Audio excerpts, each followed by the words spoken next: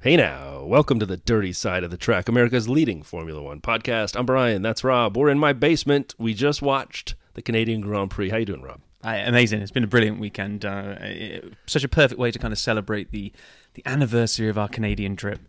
It was a bit weird, wasn't it? Sat there watching the race going, like now the knowledge that we were there last year, we're like looking at it and going, oh, we know that part of the track. You know, if you, like you said at the bar, if you turn that corner, you'll be at the food trucks. And yeah, it was every time they showed any aerial shots or drone shots, I would look at Rob. I go, you remember when we were walking around and if we made a right from that spot by the beach, that's where the food trucks were? And yeah, I wish we had been there, but it was great being in person together watching it. It was a nice way to kind of celebrate the Canadian weekend from last year. But we'll get there. We've got some news and social to churn through. You've been busy on your video vault. Then we'll pick the bones out of the race weekend. And then we will give a little preview as to what's coming next week, which was pretty awesome. Great guest. So one other note, because of the way we're recording this, there are no sound effects this week. So I will do my best to keep it together, and you all do the same at home. But a lot of silly season news to start off our news segment. Rob, you want to hit the first couple? Yeah, I mean, the first one, too many people, I think, made too many conclusions to what happened in Monaco with the Alpine coming together. But yeah, the week kind of started out with the news that Ocon will be, was it mutually parting ways, I think? To me, they've just fired him. But, sorry, no, they haven't fired him. They've not taken out the option of extending his contract. Right. Yeah, we will not have the pleasure of working with you again next year, and that's our decision, and goodbye. Yeah. Yep. And then your favorite. Oh, my God. Come on, you love this guy. I do, but it's getting harder and harder to explain why. So Checo gets a 2-year agreement with Red Bull, and we'd all heard about there being a 1-year offer, and he was pushing for a second year, and it was like, all right, that'd be good for him. And then it came out it was a 2-year deal, although yesterday there was some news from Horner that maybe it's a 1-1, but Helmut says it's a 2-year deal. I don't know. And given his performance this weekend, I still don't understand it. And he hasn't been doing well, and there was some debate on Twitter, and Lizzie, I agree with you. It's almost like Horner won. He wanted someone good, but not good enough to challenge Max, it felt like.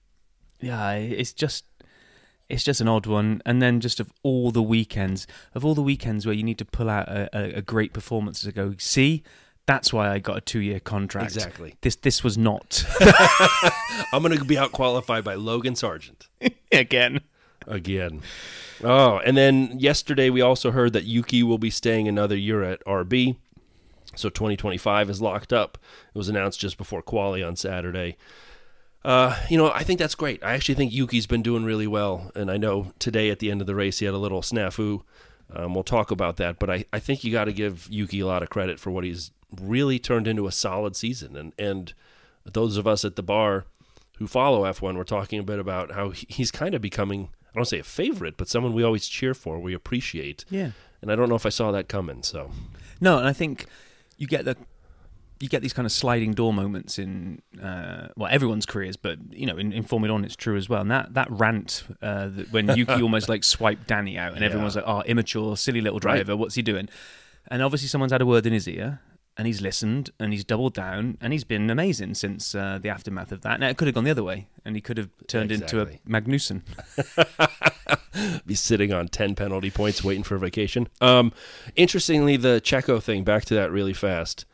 I didn't really appreciate the fact that this will turn into a long-term partnership and that we rarely see such long-term partnerships in F1. And so in terms of number of races together as a team, in fourth place as of when this contract will end, in fourth place will be with 99 races. We're staring at McLaren with Mika Hakkinen and David Coulthard. 100 races, Lewis and Valtteri. 104 at Ferrari for Schumi and Rubens. And they will, when this is done, if all the races are run, 138 races for Max and Checo. They will surpass the 104 at Ferrari next year at Zandvoort, in 25 at Zandvoort. That's a lot of races together. It is, and it really does. Again, sorry to be brutal, but it beggars belief, because what has Checo done in the last... Yeah. And it's not like the last handful of races. It's now going back to what has Checo really Miami done for last year? Well, that was a win, wasn't it? But even before that, there wasn't a lot. Like, Max won the constructors by himself last year. He actually didn't need Checo at all. And I don't know what he's done. The final story, I'm going to have to leave you, because you've copied a Spanish story into our notes that I have no clue what it says. Well, it's a good thing I'm so multilingual. It's amazing, yeah. Yeah, like Laura, 9 languages. So Carlos Sainz, or as they call him in Canada, Sainz, apparently will not be going to Mercedes. And that was a rumor we'd heard last week. That sounds to be true now.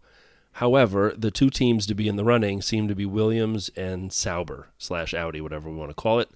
And that seems to be fairly confirmed. Like, the other options have sort of dropped away.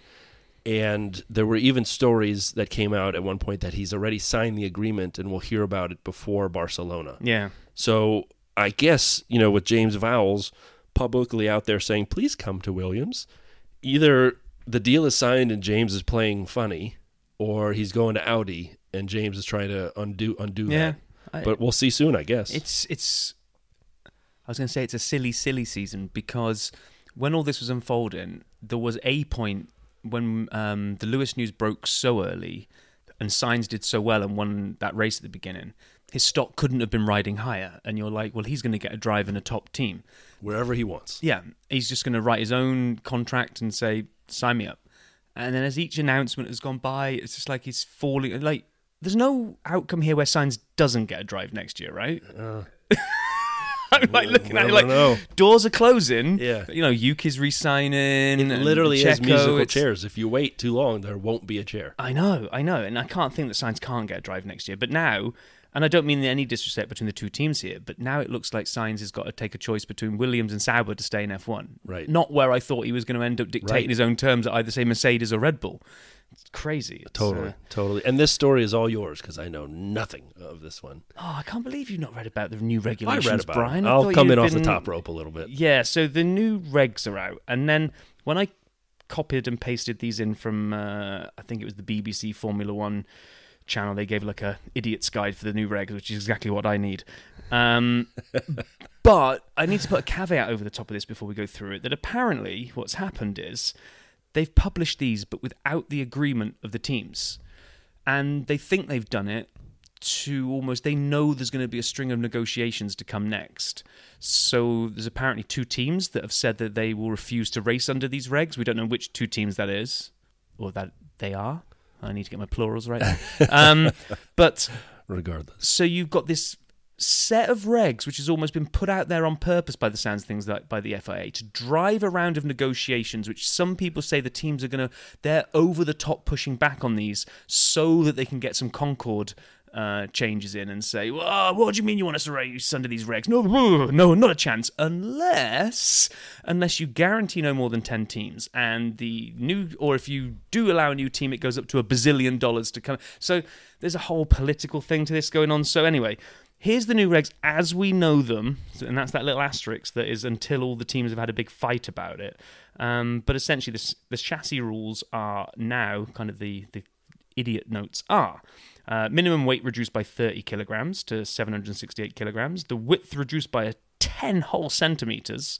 I mean, you're not going to be able to see these cars on track. They're so small. Nice. The front tires are narrower. The rears are narrower, but they've kept the 18-inch tires. Pirelli really wanted to keep the 18-inch.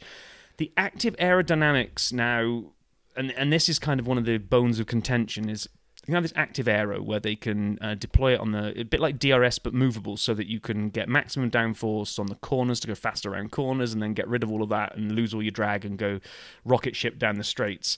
It's going to be front and back, and it won't be apparently driver controlled. It's going to be that. Yeah, it's set of. Which is one of the things the teams did not like. Exactly, and they're like, well, so that this doesn't become. Like, some people are saying, well, this is basically push to pass from Indy. It's like, but hang on, the driver can't control it, then how can it be? They're saying that the amount of front wings that get damaged in races, like we saw today a couple of times, what happens if the front wing gets damaged but the rear wing is working? They've already seen that on the simulators. If the rear wing only is working, the things are undrivable around corners. So and then if you ding the front wing and you've got to replace it all the time, the cost of, with active aero on it, the cost of a wing goes up exponentially in a cost cap era. So it's like, yeah, I can see why there's a lot of issues about that part. And then because they're going to say they're going to have this active aero, they're now saying, well, now you can basically go back to an almost flat floor because ground effect won't be needed, which means you won't need to run them super low. People aren't going to get bouncing and porpoising, and you're going to go back to everything being aerodynamically influenced. But yeah, I don't know. I got a funny feeling that there's a lot of story left to unfold in these regs before they're the actual signed-off regs. Yeah, agreed. And a good person to follow on all this is Dr. Obbs, guest of the show. Yep. He's had a lot of good insight into this, and actually some of the early reports on some of the teams being frustrated. So, Dr. Obbs, thank you. I'll keep watching there for more. Yeah, I mean, the one thing that I did like was, although we laugh at like this centimeter difference, when you saw the rendering of the 2022 like show car from FIA against the 2026 one, I mean, it actually does look noticeably smaller. It does. It does. Even though we're talking of centimeters here, it's a move in the right direction. If they keep going that way, then as long as the spirit of making the cars smaller sticks, if all this other stuff about active aero, whatever happens with that, I think as long as the kind of the smaller, lighter cars is the way forward, then I think we're in for better. But pose this to you down the pub, or down the bar, whichever we want to say. I'm going to call it a pub. We went down your local pub. It's a place where you drink beers. Yeah, many beers. Lando Norris mentioned that he thinks we're in for a problem once we get to 2026, because what always happens with new regs is some teams nail it, some teams fail it, and therefore the field gets completely spread out again, with some people dominating, some people at the back that are never going to score a point ever because they just built themselves a bucket of nails.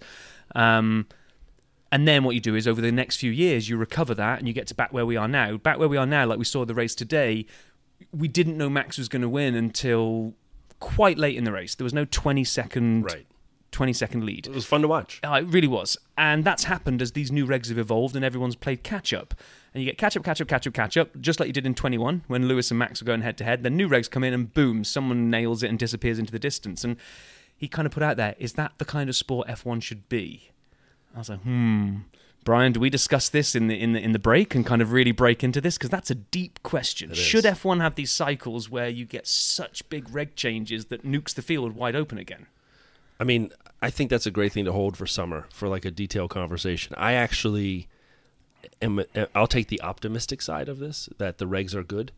In a cost cap era, I think that as long as the north star of the regulation is to make the cars continued safety, but smaller, and heading towards better racing on historical tracks, and we'll never get there in Monaco again, but let's say like Imola and some of the other tracks that are too narrow in certain parts, where smaller cars can be more racy, more chances of overtaking. If we can get back to some of those things, if that's always what they're going for, I have no problems with it. But you're right. I think it's probably a longer conversation. Yeah, we'll put a pin in that. Let's put it that, because I do like the cost cap aspect of making this work. We're far enough in now where I think 26 will be governed by the 26 regs and not the historical spending, whereas in 22 we saw that coming from the past. Yeah, so. Agree. Right, which one of us is going to do the video vault sound effect? Yeah. All right. I guess that's you then. The door's open, baby. And here in Chicago, you got to watch out for the cicadas.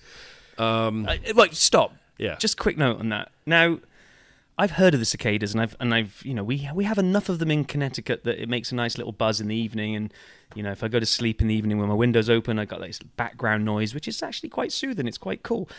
And I'd heard about these swarms of these cicadas that come out once every gazillion years or whatever it is. And as I turned up to Brian's today, it is absolutely ridiculously noticeable. It's like it's almost like being in Canada last year and hearing the cars for the first time. Yeah. Like getting off the train and stepping out and going, "What the heck is that noise?" And then seeing them swarming around your backyard. I'm like, I'm glad I'm only here for a weekend. It is. We were gonna have burgers in the backyard. That is off because it's currently uninhabitable outside. Yes. So the first video, watch McLaren Racing CEO Zach Brown get a Miami GP tattoo. on the McLaren channel, 3 minutes. Good, but a dangerous precedent because McLaren is looking racy. He's already said that he won't get a tattoo every time. Or if Oscar wins, they said, are you going to get an Oscar tattoo? And he said, I actually ended up on his live Instagram feed the other day. I got like one of these random notifications, Zach Brown wants you to join his Instagram feed. I'm like, oh, I've got a personal invite to Zach Brown's. Like, you dial in. Jeez, that makes me sound like the 1980s. But you join it, and then you realise there's like a gazillion people there. It's like, okay. But anyway, one of the questions that had come up through the questions are you going to get a tattoo every victory now from your team? And he said categorically no. He said, because this one hurt so much, I'm going to find other ways to commemorate race victories. All right. Well, it was still fun watching him get the Miami tattoo. The next video, F1 drivers versus soapbox car race on the Red Bull channel. 10 minutes. It's the RB team and the Red Bull team in soapbox derby cars going down the track. And Yuki finished 4th. I'm not going to give away any of the rest. Feel free to watch it. Yuki finished 4th, and I think he got done a little dirty. They gave him the outside track. It was longer. I also think weight helped in this. So, like, the lighter you are, the slower you go. Yuki's not a big guy. Not at all. And so he was way behind everybody. And then they made him hand out the trophies and put the ribbon on their, like he was the podium trophy presenter. Oh, yeah. Man. Anyway, feel free to watch that one. It was pretty good. Lando Norris and Oscar Piastri answer Formula One questions from Twitter. Tech support on the Wired channel. I love these things. It's nearly 11 minutes. I saw this come across my feed on my For You tube page, if you will. And I'm like, all right, this will be great. And it wasn't that great. I don't know. They were just kind of checking the box on doing the interview. It didn't feel like they were having a lot of fun, the two of them. And I really do appreciate both. And then the last couple here, the Monaco vlog, cycling with Tadej Pogacar. Nailed it. And Monte Carlo Masters by Carlos Sainz. On the Carlos Sainz channel, it's Don't Blink, episode 6, season 5. It's 6 minutes long. Everyone knows who this racing guy is. They said, oh, look who it is. It's Tadej Pogacar. And I go, huh? And people are walking by. He's apparently a big-time cyclist. I apologize for everyone who's into Tour de France or any other cycling events who know this person. And sorry, Valtteri. Exactly. Oh, wait, hang on. Sound effect. Yeah. This is Valtteri Bottas. And you're listening to the dirty side of the track. And then the last one is a weekend I'll remember forever. Monaco 24, Charles Leclerc channel, nearly 12 minutes. This is the one to watch of all of them. It's a behind-the-scenes look. I love it when he's getting his hair cut, and his mom's cutting his hair right before the weekend starts, and he looks and he goes, hey, Mom, the haircut's not straight. And then they're talking in a language which I pray to God wasn't French, because I've been studying French for 6 months. I didn't understand a friggin' word the whole time. And if it was French, I'm screwed when I end up in Monaco and France. So I'm hoping there's a separate language they were using that wasn't French, because then Duolingo did me dirty. I hope there isn't a behind the scenes of how he followed up his Monaco victory with a fantastic weekend in Montreal. My God. Yeah. And then last, and as we close the door, Rob, get ready with that sound effect. There was a C-squared challenge. It just came out yesterday on Quali Day. I have not had a chance to see it, but it's only 3 minutes. And as I say, I'm getting a little disappointed with Ferrari. The videos aren't as good as they used to be. They're short, they're quick, they're not as fun. Oh my God. And that'll take us to the race weekend, to FP1. You always hit the practice for us, Robert. Go for it. Well, I mean, there's not going to be a lot here, is there, for FP1 and FP2? FP1, wet, Zhou crashed, weather's bad. That's FP1. I mean, it brought back memories of last year crossing that bridge in the monsoon and hoping we weren't going to die. Yes, except that we didn't have hail. No, we didn't. Actually, we didn't have hail. I feel bad that we missed out on hail. Yeah. FP2 was drying to wet and drying to dry and then back to wet again. We got like a little mini microcosm of about 6 laps where I think Fernando or somebody went fast, and then all of a sudden everybody had to go slow again. Yep. Max had a problem with his new ERS, the energy recovery system. They couldn't touch the car, and we were curious what that would end up meaning. And then we saw FP3.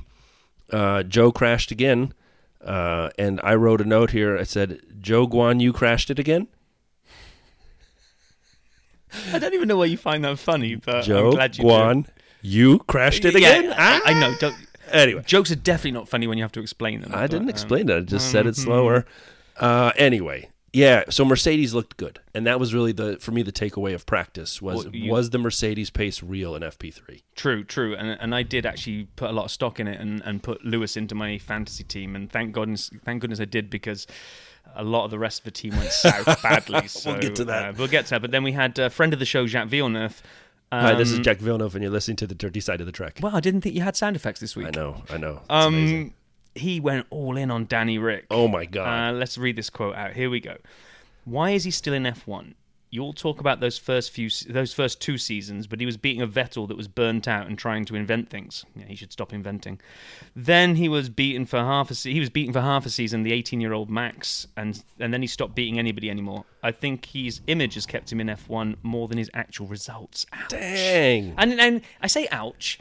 Me and you discussed this down the pub, and there is an element of truth running through all of this. We've both said, yes, Danny Rick definitely gets more grace to be able to stay in F1 because of the world's biggest smile, and he's a great guy. Because his results over recent years probably haven't been any better than a lot of people who have been thrown. Nope. Look at a Nick De Vries or anyone else. Come on, don't tell me it's Nick De Vries. He won in Monza. He did, and then never got anywhere near that again. Like even a broken clock is right twice a day, Brian. It's but it doesn't guarantee a race win. He's an 8-time a 7 or 8-time race winner. He is, but that's a long time in the past, right? Other than that one. So I do think there's an element of truth around he's in there because of his image. He's definitely not in there because of his race results. He's really only beat Yuki today because of the Yuki had him all weekend until that kind of little snafu at the end there. But hats off to Danny Rick. He got points, which is great. But this was supposed to be his audition for the Red Bull seat. Yeah. And as we already announced in the news and social, that's done. It is done. Because what are they keeping him for at this point? I mean, he's not going to be a world champion at this point. No. He's not a young up and coming driver who has unlimited potential or a high ceiling. You kind of know what it is. I actually think his time at Renault at the end with Cyril Abiteboul as a team principal and the relationship they built, I actually think leaving that was really a mistake. Yeah, and I mean, McLaren did not work for him. He was a broken guy there. Like after a while, it just took a toll on him. But I obviously, with all my years' experience as a Formula One driver, there's only so many times you can keep going to teams and saying the car doesn't work for you. Right. Or the car, it doesn't play to my strengths. Well, okay, list out what actually are your strengths, because we don't seem to be able to find a car that plays to them. Now, surely a good driver adapts to the car or gets the best out of a car. And I think Danny Rick, unfortunately, sometimes, if the car is absolutely suited to him, he can bring home a result, no problem. Yeah. The moment it's not, he sort of goes on witness protection and we don't see him. I honestly thought he could get the Red Bull seat, because if you go down the Christian Horner route of he would be a good wingman that isn't going to challenge Max, right. I would actually see him as an upgrade to Checo. I think he would have done better than Checo is doing at the moment in that seat. But I think Checo and Danny Rick have kind of the same, I don't want to say elder statesman, but they're a veteran who is dependable to do what they're going to do. They're not going to win races on their own. They need something to happen for them to do it. I would take Checo over Danny Rick personally. But they're different. It's a different camp. It's not the Liam Lawson. It's not the Yuki Tsunoda young guys who have higher ceilings. And I think those are Helmut Marko guys. I think Helmut would want someone pushing Max. I think Horner wants to bubble wrap Max. Okay, question for you as we lead into Q1. You think that Danny Rick gets knocked out in Q1 multiple times in a Red Bull? Wow. Because probably not. We're just about to cover what happened in Q1, not. right? I don't think. You know what? I don't think so. Yeah. So Checo does get knocked out. I don't know. It's a good question. What do you think? I don't think Danny Rick does get knocked either. out in Yeah, Q1. I agree. So in Q1 we lose both of the Saubers of Valtteri and Joe. We lose the Alpine of Esteban Ocon. We lost the Haas boy of Hulkenberg, and Checo, as Rob says. And I wrote in the notes here: Checo drops a dose. And then in Q2, that's so bad. And then in Q2, we end up losing both Ferraris. I don't even know how. That has to be another story of the weekend. What happened to Ferrari? I don't know. I got no words. I have no words. That's it. I mean, how do they go out in Q2? I don't know, because the race simulations that I put so much stock into when I made my predictions actually held good for Red Bull, for McLaren, And for Mercedes, They didn't And have the Mercedes one- that high. they didn't have Mercedes that high, but they had them up at Yeah. the upper end and challenging. The one outlier that they had the fastest on Ferrari. race pace was Ferrari. I mean, how can they get their data so right? Something either must have happened to both cars that we're not privy to, but they couldn't have been suffering from engine issues all weekend. They didn't look fast in a single session. Do you remember in, what was it, 19 or 18, 2018, 2019, when Ferrari was great and then all of a sudden fell off a cliff and they had that fuel flow issue where Yes. we didn't hear about it till much later to explain it. I wonder if they've been pumping the gas a little too fast in the Ferrari. I mean, they didn't need to in Monaco because you can walk quicker than they were driving last week. But I know. I don't know what happened. It was a shocker that they both went out. But so Yep. we lost both Ferraris. We lost Logan. We lost K-Mag, and we lost the gas man. So both Alpines out, both Haas out. But interestingly, in Q3, we had Alex Albon in a Williams. We had Yuki Tsunoda and Daniel Ricciardo in the RBs. We had Lance and Fernando in the Aston Martins. And then we had Max, the 2 Mercedes, and the 2 McLarens. And Max, I thought he was going to get pole. I did. I really did as well. And for the second time ever in the history of Formula One, since we've gone to 3-digit after the decimal point timing, the pole has been tied. And so the tie was George first at 112 flat. And then Max Verstappen came around later and did 112 flat and tied him. But George did it first, therefore he gets it. I would just say this really fast. Great for us to watch Q3, to have George, Max, Lando, and Oscar. Good for Danny Rick to maybe shut up Jack a little bit with his qualifying 5th. But the weather for me was another thing that was fascinating, because in Q3, the track kept getting like it was wet, and then it was not real wet, and it was like spitting, and then they were like, it was a 112 wasn't the fastest time in quali. No, Lewis did faster in Q2, didn't he? Right, he did. And so, yes, and so did George. And so we saw people do faster times then. It was just an interesting quality that kind of gave us, between the quality of Mercedes, the lack of Ferrari, and some of the jumbled up RBs and some of the other people in there, it made it a fascinating quality. I really enjoyed it. Yeah, I did as well. And then with predictions for the rain coming in over the weekend, we just knew we were going to get one of these classic Montreal weekends where you just don't know what's going to happen. I mean, there's a saying in Connecticut, New England weather, if you don't like it, wait 5 minutes and it will change. And I mean, that is Montreal as well. 100%. So yeah, we get to race day. And race day for me was, I was really looking forward to it. So Saturday, where I live, we had a block party, and I maybe drank my own body weight in Modelo, which other beers are available. We're not sponsored by Modelo, but hey, Modelo, if you'd like to sponsor us, we're willing to sell our souls. Rob will get a tattoo, a tramp stamp. I got up at 3:30 a.m. then to get my flight to Chicago, which I massively regretted the amount of Modelo that I drank. But then once I kind of arrived, went to my hotel, dropped the bag in, and got on the train to head up to Bryan, it was kind of building. I was like, this is going to be a great day. And it was great getting into Northbrook and seeing Bryan and hearing those ridiculous cicadas. But then going down to the bar, getting the big screen turned on to F1, pre-race, it was like I say, when we kicked this thing off, it's just second best way to be in Canada again was to watch Canada with you in the bar. It was a lot of fun. A lot of beers flowed, and it was good fun. A couple friends came by. We had a good time. And so then we see the race starting. Now, we did not have the sound on. And I will say this for F1. Normally, when team radio plays, you see the icon of whom, the team it is and which driver. And then usually there's a little box that opens underneath it that has the readout of what was said.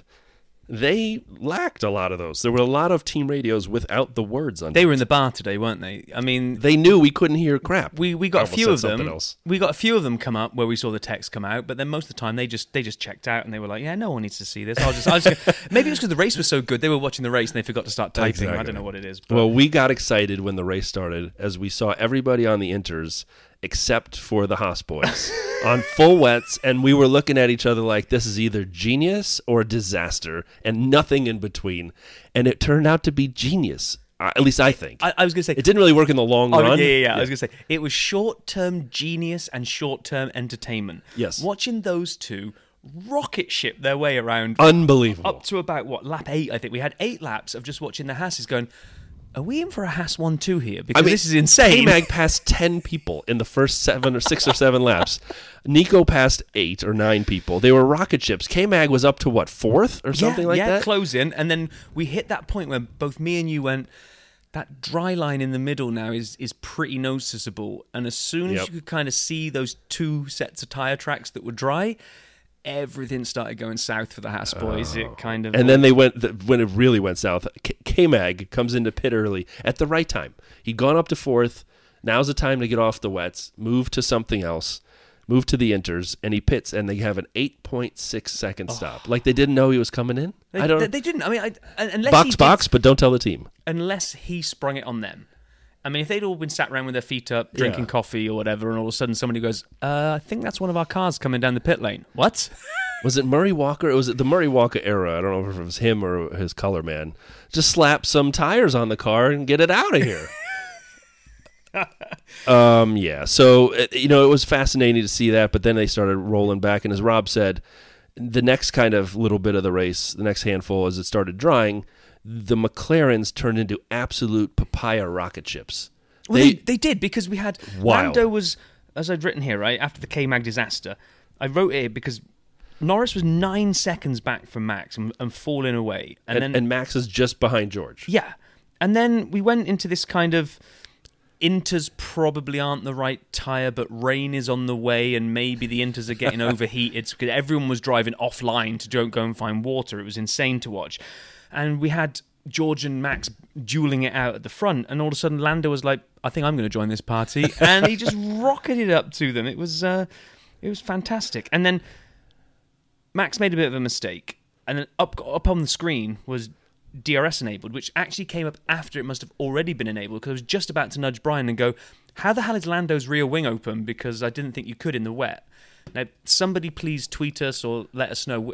We don't know what...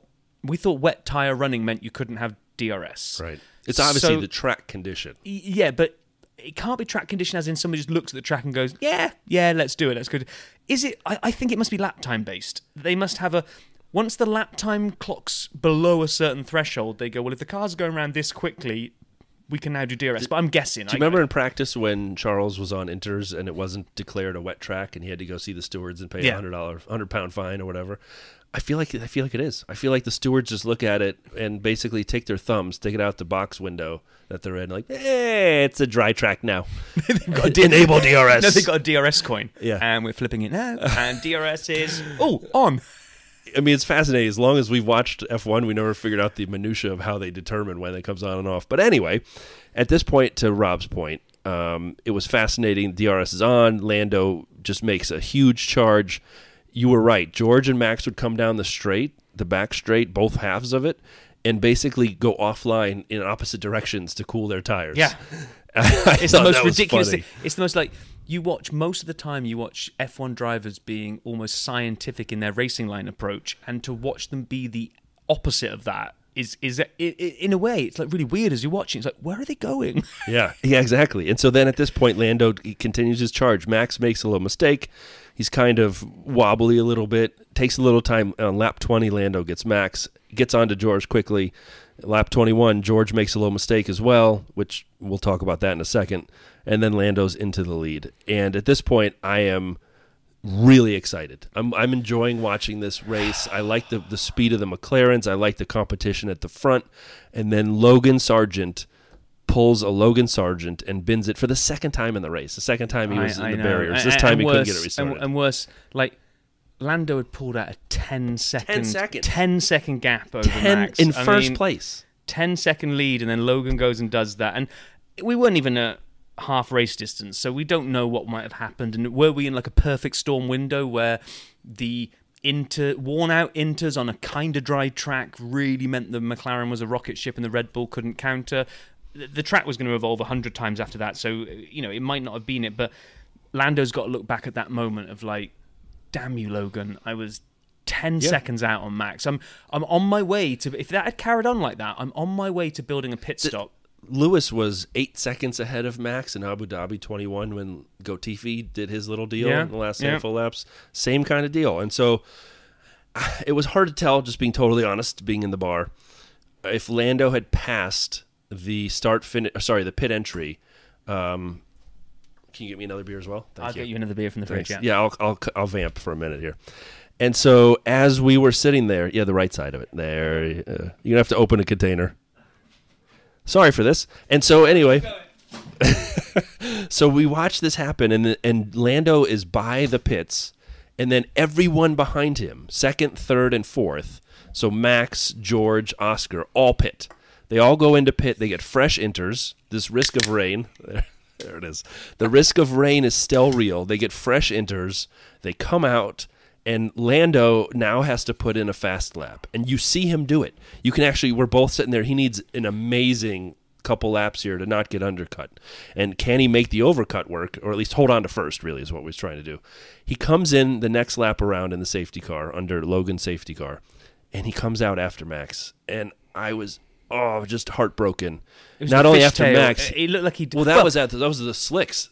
After this, he came out third. Oh, true. He was behind George. Sorry, wrong one. I've jumped ahead. Yeah, he was behind George. So I'm like, not only was he behind Max, he's behind George as well. He went from first to third, and I couldn't catch it if he had a chance to pit right away and missed it, or if he was by the pit entry. I think he must have been. I think it was just poor timing when and I'm totally guessing because we didn't really see a replay of it. When they cut to that chain of cars coming into the pit lane, it looked like they just made the call, and with Lando being so far up the track, I'm guessing he missed the window and just did one around. But couple of things. We then had Charles' engine. I mean, it had been going on for ages. It was like the first set of radio messages which they did type out, and we did see. How slower am I on the straights? And they went, yes, we know we have an issue. We are checking. And he came back and said, that's not what I asked. How slower am I on the straights? And they went, half a second. And he's like, what am I supposed to do in this? I can't do it. And they were obviously fighting gremlins all day. But the bizarre thing was Leclerc is constantly on the radio, obviously got problems, he just can't make up the ground on the straights, and he's fighting people off on the straights. Sainz didn't come on the radio once to complain about engine issues, but he's behind Leclerc for the entire race. So I'm sorry, but as much as it hurts me to say this as a Ferrari fan, Ferrari just got everything wrong this weekend. Yeah. Like everything. Like we were joking, so when Charles comes in with his issues and like you were joking before they came in, what are they going to do? Put him on hards or put him on softs? Well, whatever it was, like obviously not inters. And they came in, and then he seemed to be stood still, and we don't know what was happening because we couldn't hear the volume. But he was like he was rebooting the car, like restarting the car. Yeah, or something. Maybe it was. Turn it off and turn it on again. And then he came out on hards. Oh my god! And we were like, "What?" Are those white striped tires? And yes, we understand the amount of time left in the race. I understand you'd want to get to the end. I understand the whole argument about tire deg, but no one has ever gone onto a wet track, whether the FIA wants to call it a wet track or not. No one's ever gone out there on hards, the hardest compound of tire, the rocks, and turned them on and found any grip ever. So yes, softs would have been the best, but they're going to burn out too fast. So I was sitting there yelling in my best Bernie Collins, put them on the mediums, put them on the mediums. And of course Ferrari's like, hards it will be, we are checking. And it was done. And then he had to come back in and get intermediates. Yeah, I mean, all I could go for in my eternal Ferrari optimism was if the weather forecast, which is always a little bit ropey in Canada, that rain didn't hit the track and it continued to dry, then hards was a great call. But because I think they'd had all those engine issues and they were falling so far behind, I think they decided if we put him on inters and send him back out, he's pootling around in 18th, 19th, and that's all we're going to get out of him. If we throw him on hards and the rain doesn't come, then we'll be geniuses because everyone's going to pit and we're going to be ahead. That's all I could think they went for. When you're that far back, you make I mean, why not? Go big or go home at that point, I think. Well, they went home. They did. And thanks. So then we see Lewis pit, and we start to see some cars in the 40s come back in and out. Lando, this is the one you're talking about. That's right, yeah. And so, sorry, I got confused there. We did see George get Lando. We had Max, George, Lando, Oscar. At this point. And so then we start talking more about people kind of making mistakes. George makes a big mistake, lap 51 on turn 9. Lando takes second place off of him. Checo, he got a little bit onto the inner part of the chicane there. or the curbing, and it was all wet, and he goes flying around and has to retire his car. A bad weekend for Checo for sure. And then we see, and again, we saw just the aftermath. We saw his wing hanging down, and he's slowly getting back to the pits. And then we see the same thing. We see a spinning signs, and then you look carefully, and there's a Williams in the wall, and it's Albon. And I'm like, oh, what happened? And then we finally see the replays of all these. Checo and Carlos basically did the same thing. They got a little too close on the inside of one of the corners. The curbing was wet and painted, and they lost traction, spun around. Checo took himself out, and unfortunately, Carlos took out Alex. It was so... Do you know what? We got two moments, because we're going to talk about another one later, which was insane. We had two moments where a spinning car, in the Sainz example, took an unlucky Albon out. Right. We had a spinning Yuki later, which almost... Was that Nico who went right in front of him? It was a Haas. It was one of the Haas. I still don't know how there wasn't a crash I there. don't either. We'll get to that. Yeah. But yeah, so then like Sainz then tries to... The funniest thing was Sainz trying to correct the spin on the wet grass and ended up doing like a 180 the other direction. It's like, it must be so hard in a car with that much horsepower when the grass is so wet. Like, he's just trying to like eke his way back onto the track. But... and you put a note in here. Do you know we like to use the phrase witness protection of cars that we just don't see? Yes. Right. You wrote here, Astons are in 6th and 7th. Never saw them. Never saw them. Whole time. And after how bad they've been terrible the last few races. 6 and 7 is a great job by Aston Martin. It really is. And the Alpines were, at this point of the race, 9th and 11th. That's fantastic for them. And we saw so many teams bunched so closely together. We were joking with Adam or Steve or Lenny that it was basically like Noah's Ark. We saw people two by twos, with the exception of Max alone. Yeah. And then you had a couple McLarens most of the time, a couple Mercedes most of the time.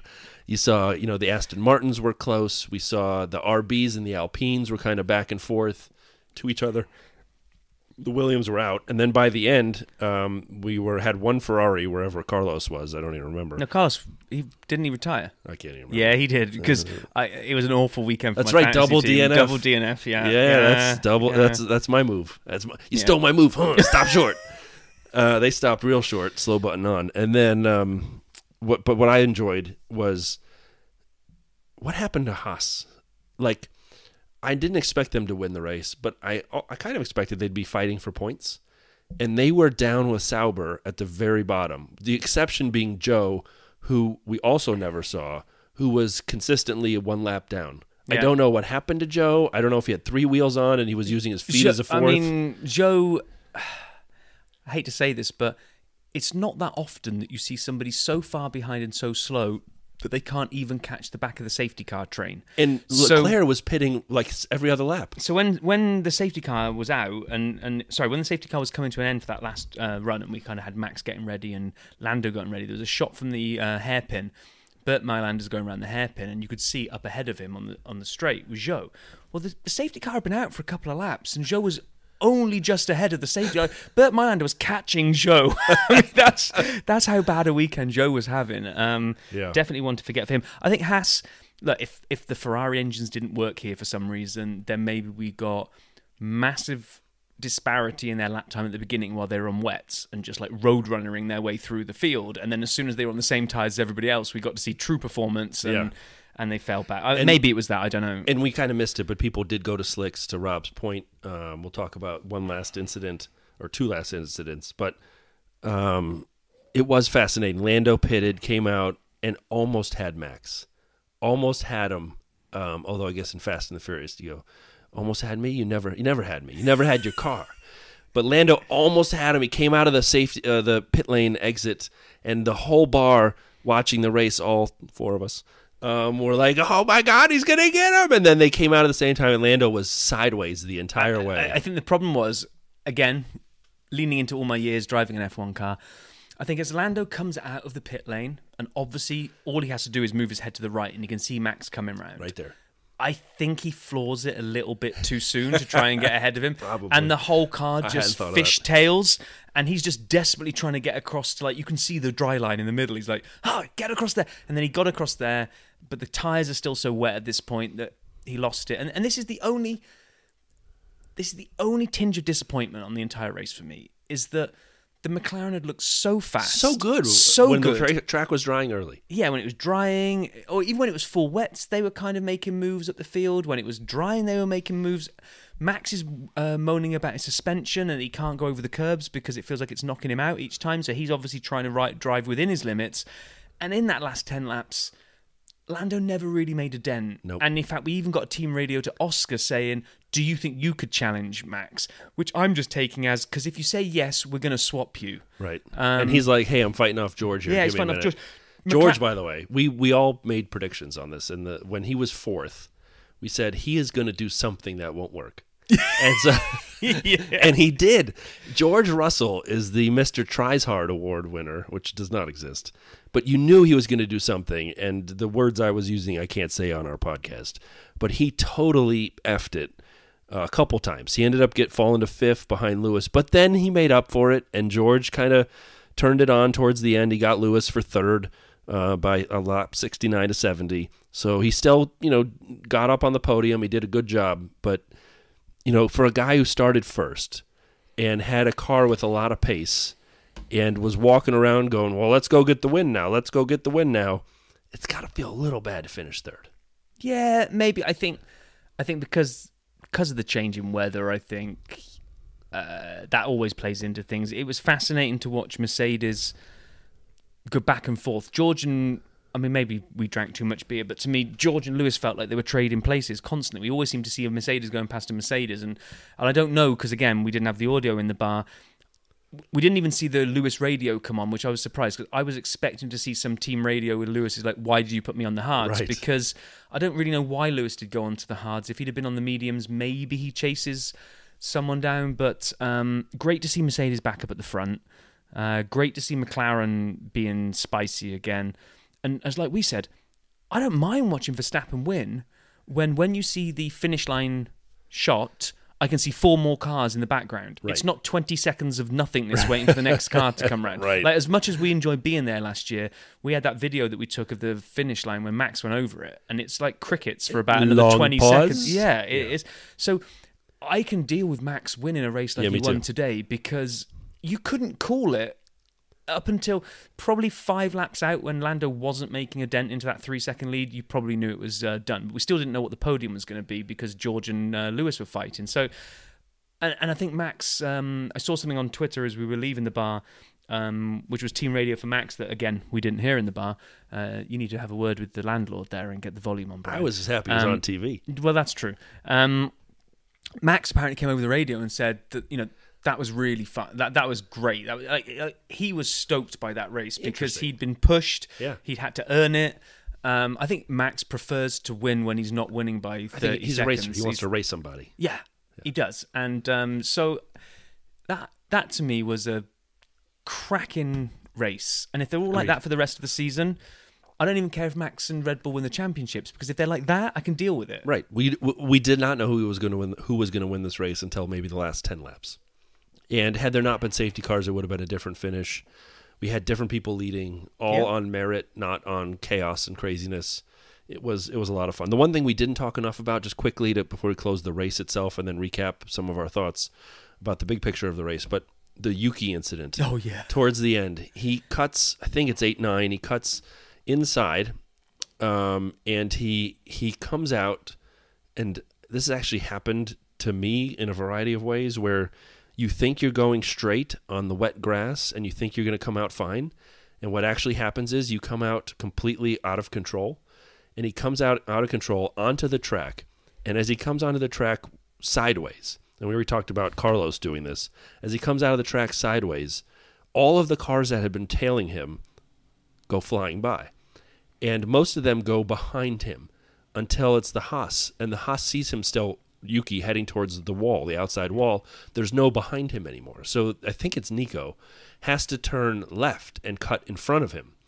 It is millimeters. Once again, the bar was, even the people, there were a couple guys who don't really watch F1, and they were watching this, they're like, holy, bad word, as they saw this, and it was a wild. So I've got a picture here from Twitter. It was the Formula One Reddit channel put this out and said, I'm going to show you a picture, and you're not going to believe there was no red flag after this, and there is a still of the two cars. That's wild. It's the Haas and the RB basically touching front wings. There's like the Haas is at speed. The Haas is at speed. The RB's coming the wrong. Hasn't it already bounced off and it's coming back the other way, like into? No, it's going. Is it going the other way? Yeah, it's still going up. But it's just insane. It's very, very similar to that whole Monaco tunnel thing last race, where it was in the F3, F2, yes. F4, F5.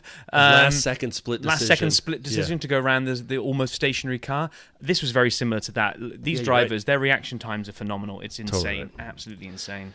Okay, so this week, since we are live and having fun here in Chicago, the land of the cicadas. By the way, I went north last night with a couple guys, about 30 minutes north, no cicadas. So it's not everywhere. I can just tell you where I am. It is.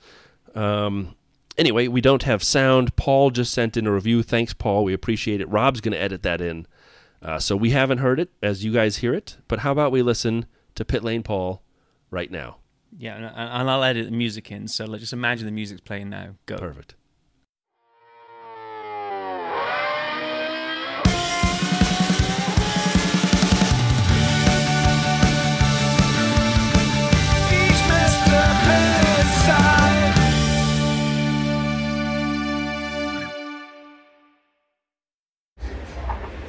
Hey now, okay, Canada done. I'm still at the circus, a little bit noisy in the background. We got some rain falling. Story of the weekend started Friday. Lots of rain, big rain, like biblical rain, like the world-ending style rain. Rain that is, it was huge. I can't even begin to tell you how big the storm was. But anyway, that made for sort of like a delayed FP1 and, a few cars all over the place. And it sort of proved to be the starting point for an interesting weekend. There were not a lot of opportunities to get dry running in as such, so it made it quite good fun. Go to qualifying great. Perez sucked. I don't know what was wrong there, but no one really knew what the order was going to be. Ferrari seemed to struggle. Mercedes looked great, and then Lewis looked bad. Then our good friend Jacques Villeneuve decided to go on an absolute personal attack on Ricciardo, which is all quite good fun.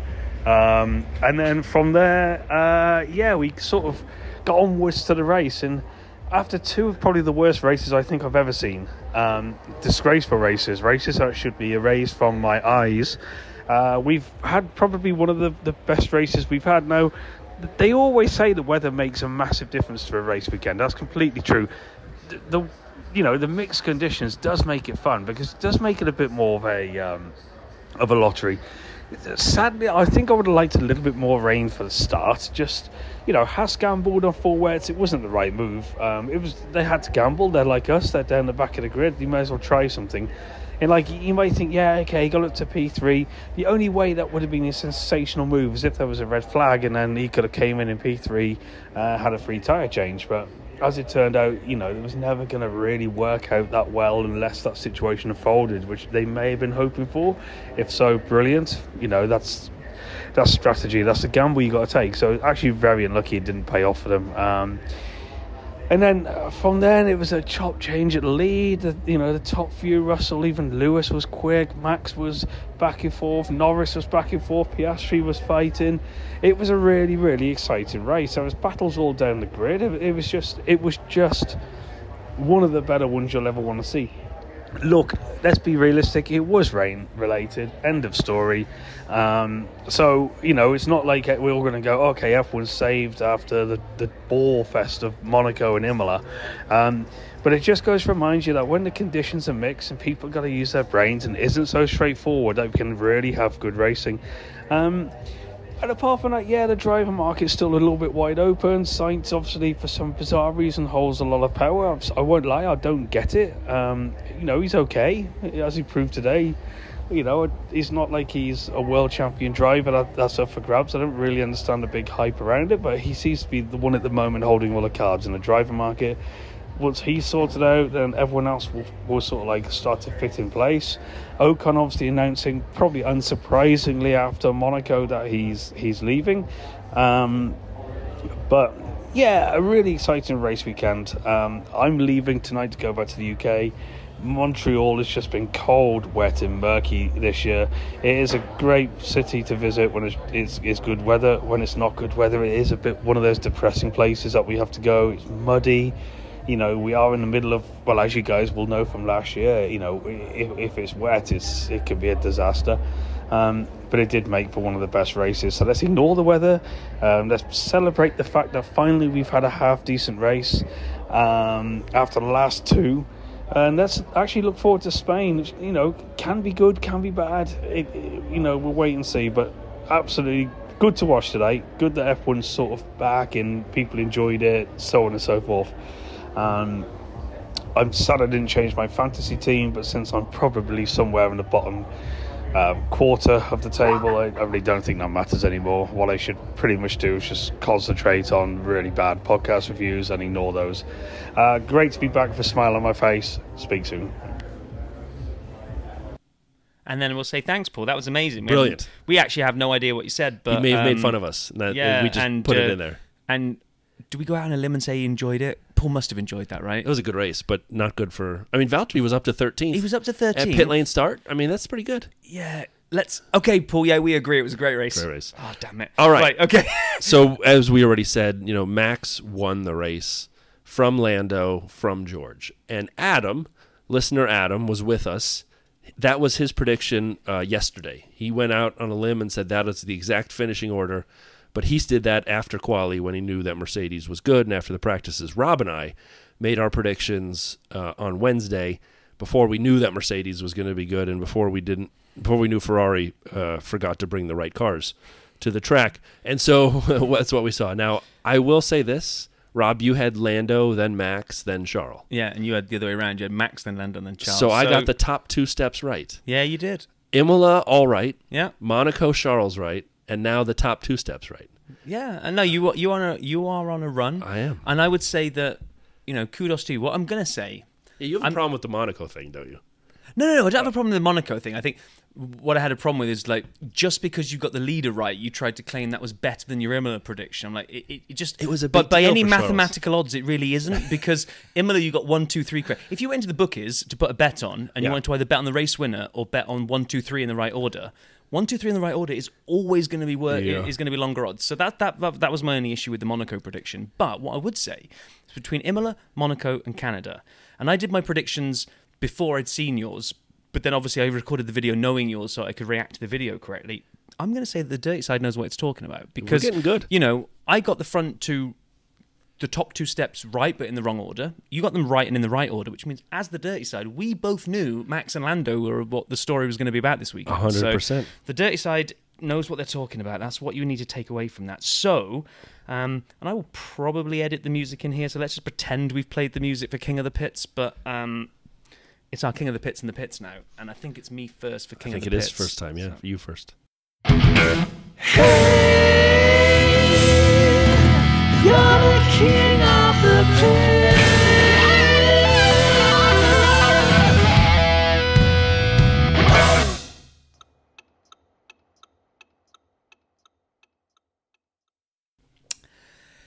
King of the Pits.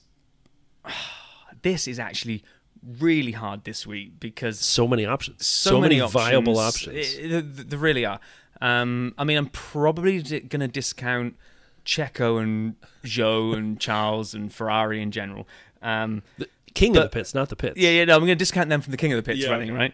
Right? See, had the pace been there, it was there for the taking for Lando. Had the front wing magic carried on going, it was there for one of the Mercedes. But I'm going to give it to Max, because I'm just going to say that when his back is against the wall and he's got now 2 Mercedes and 2 McLarens coming at him because his wingman is doing nothing to help him out, and he's got suspension, which means that if he just can't ride curbs, and obviously it didn't look like the pace was there because he was getting swallowed up in the drying conditions.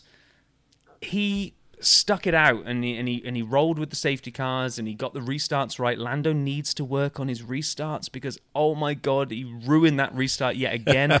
It was almost the end of the first pit lane straight and he was already 1.1 seconds behind Max. Yeah. So when it came to those clutch moments where Max needed to be the world champion, and he nailed it. So I'm giving it to Max. Yeah, I'm giving it to Max as well. Same reasons. I really don't need to go any further. I'm just saying it doesn't. I love the fact there are challengers. I love the fact there are people up there with him. He made a few slight mistakes, but everybody did in these conditions. Yep. And he took advantage of everything that was given to him. And other people made bigger mistakes, like the timing of Lando's pit stop. George made too many larger errors, trying to push too hard at times. Yeah, I think it's got to be Max. And now for the pits, Rob, who do you have as the pits? You're the pits. And if you're not going to say Checo Perez, I don't know what to tell you. Not to get ahead of myself here. Do you know what I'm not? Logan? No. Joe? No. Did Ferrari? Yes. Okay. Nailed it eventually. There were a lot of options, actually, when you think about it. There were, but, and this is going to sound really mean, we've almost come to expect that Checo's going to have weekends like this. Oh, God. We've come to expect that Logan will have a weekend like this. Yeah. We've come to expect that Sauber are just going to be at the back, and at least Valtteri managed to get 13th, even if Zhou wasn't able to get anything. But what? How do you go 0 to 0 like that? Where Don't one know. week you are breaking the curse and winning Monaco, the simulators are having you as being the greatest race pace known to man in Montreal, and then you turn up with that, and it's even worse. I can't even give it to Charles because Charles was actually going faster than Sainz with a car that was apparently broken. Right. He was giving it everything he had. And Sainz lost his front wing. On his own doing, he ran into Valtteri. Yeah. It was just an awful, awful week to be a Ferrari fan. It was just... All right, yeah. that's a good call. I'm giving it to Checo. He's riding high on a 2-year contract, whether it's 1-1, as we already covered, or whether it's 2, who knows. And he gets out-qualified by Logan the Sergeant. Anyway, I tried. And so he gets out-qualified by Logan the Sergeant. And then, just disappeared. And then, as I was saying in the bar, he effed it into the wall. And came back with his rear wing hanging between his legs. And like, I'm sorry, guys, I stunk this weekend. And then just pulled into the garage. But good job on the 2-year contract. I'm really, like, as a guy who loved cheering for him when he was in pink at the Pink Mercedes, the Racing Point team, and have cheered for him for a long time, I'm really running out of gas. I think I'm running out of time on the Checo bandwagon. Yeah. Yeah. Well, you're going to get at least another 2 years of it. Nah, I may have to just bail out completely. As I realized, I'm a slow learner. As I realized, being a Charles fan and being a Lewis fan, I've never really been a stock Ferrari fan. I just don't like. I like Ferrari, but it's not like my team. Yeah, it is now. It will be. So I'm a slow learner on how things go. But anyway, that was the race. We heard from Paul. Hypothetically, we talked about King of the Pits and the pits. I do not have any stats because we drove here straight from the bar and we're recording right now.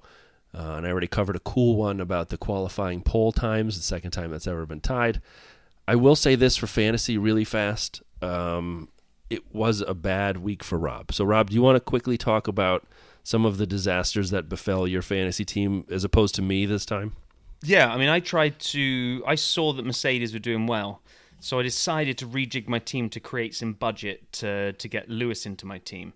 And I think I'm going to be on negative points this week because I'd already got Charles and Ferrari in place. I'd got McLaren as my constructor. So you have Charles as a driver. Yes. That's not good. And you have Ferrari as a constructor. On times 2. Yeah. On times 2. 2 times negative. And then you have Ferrari as a constructor, both DNFs. Correct. I then got McLaren that have done me a solid as a constructor. I got Lewis because I made that room in the budget to bring Lewis in, who's done me a solid. Valtteri scored me good points by all of his overtakes. However, the 2 that I needed to bring in to create that budget room to bring Lewis in were both of the other DNFs.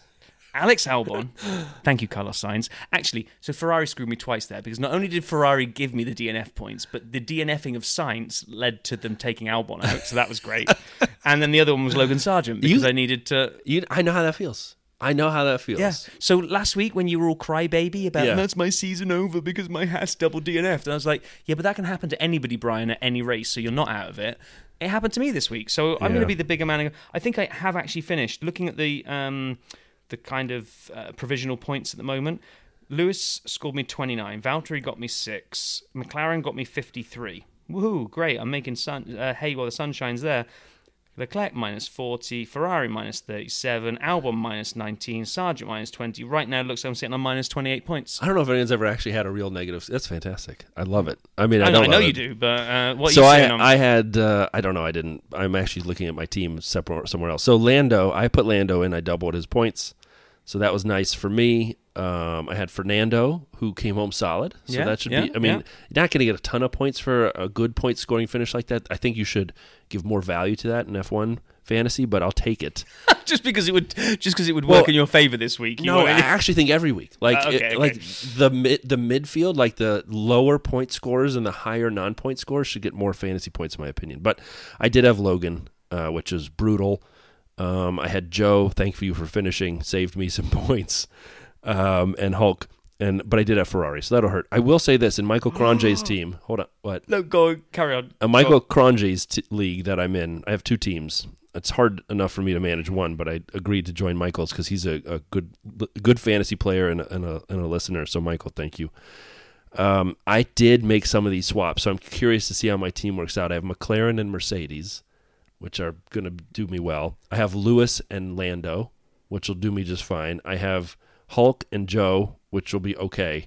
But then I had Logan. So that'll be my only negative. So in a week when we saw a lot of people out... They have actually updated the table here, right? It's still provisional. It's still provisional, but so you got 84 points this week. That's it? Yes. Okay. Where did I finish? 23rd. That's pretty good for 84 points. Right. I, with my negative 28, right? Yeah. Again, these are updates. Like last week, they changed a lot. These are provisional. They could update a lot. But right now, my minus 28 is still nowhere near bottom of the table, minus 92.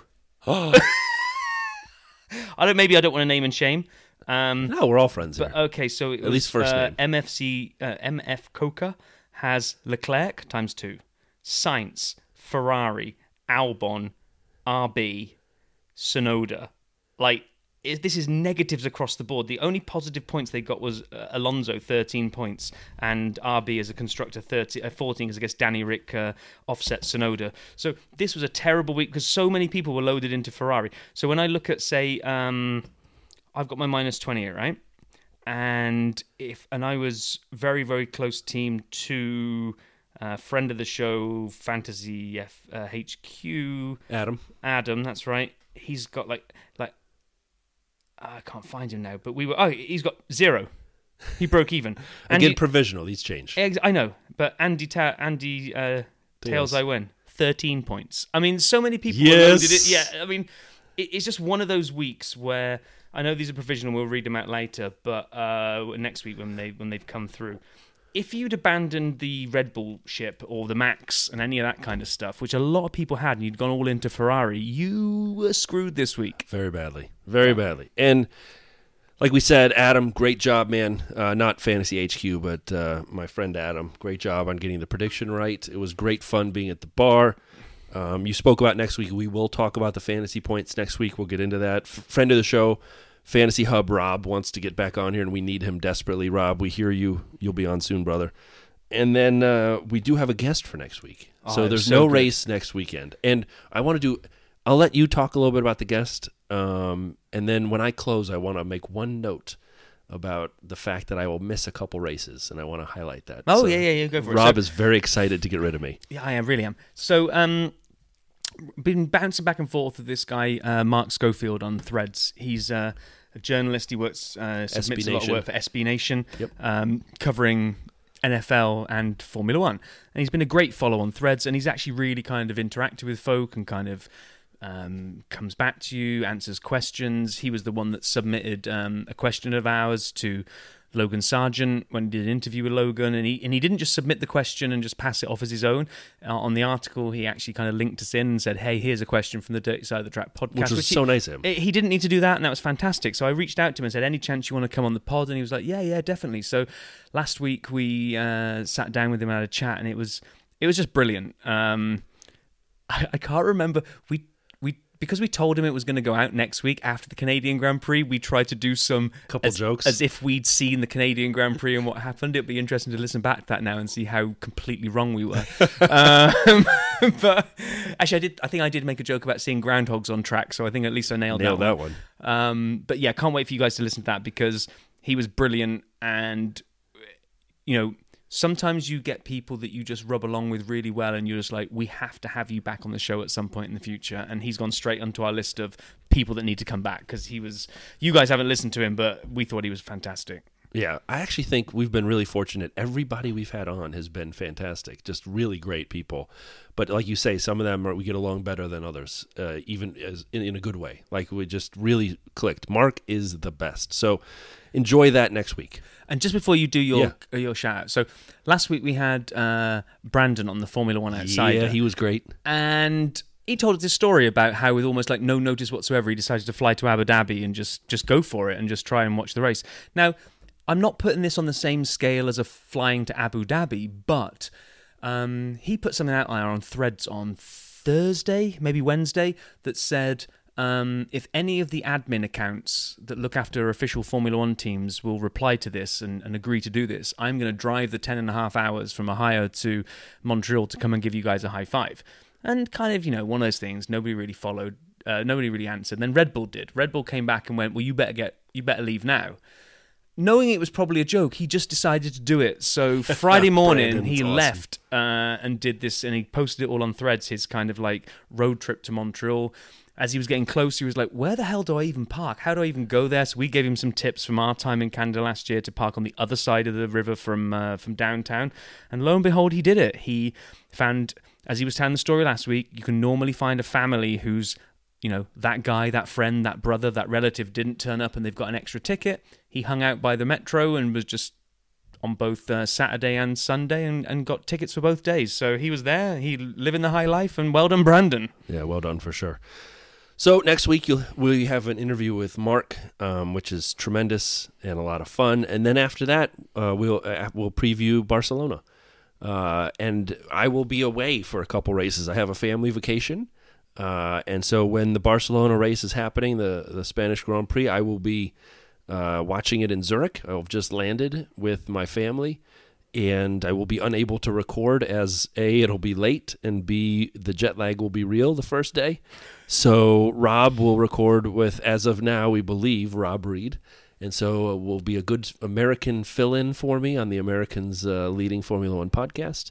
And then the next weekend is Austria, and I will be heading west throughout Europe, so I will not be near the track, unfortunately. I will be on a train, the TGV, from Nice to Paris, and so I will not hopefully have Wi-Fi and be able to figure out how to get it pulled up on my iPad and watch that. And then once we get into Paris, I don't think I can tell my wife, hey, I need to bow out for a while to record a podcast. We just got to Paris. So probably not. You won't hear from me for a couple weeks, but it's all for good stuff. And then I will return after as we recap the Silverstone Grand Prix, and as of now, I'll be at FP1 and FP2. I somehow talked my wife into both practice sessions that Friday. I cannot wait. So you're going to be FP1 and FP2 on the Friday. Yes. Then fly back. Saturday. We head to the airport and fly back home. And then Sunday, you're going to watch the race and record the pod with me as normal. Correct. Whew. That's the plan. And then I got to go. And then I'll have a work trip on that next week. And I have 2 work trips the next couple of weeks. So I won't be home for a full week for 6 weeks or so. It's going to be fun. But with that, I just want to say thanks to everyone for listening. We always appreciate you, Dirty Siders. This was a great race. I'm really excited, and Rob is too. We were talking about this in the car, even though it was hotter than blazes. This season's really shaping up better than we'd hoped for. And having this many battles at the top, this is what we were looking for. So we can't wait to talk more about these races with all of you. Thanks so much for tuning in. You guys rock. Have a great week.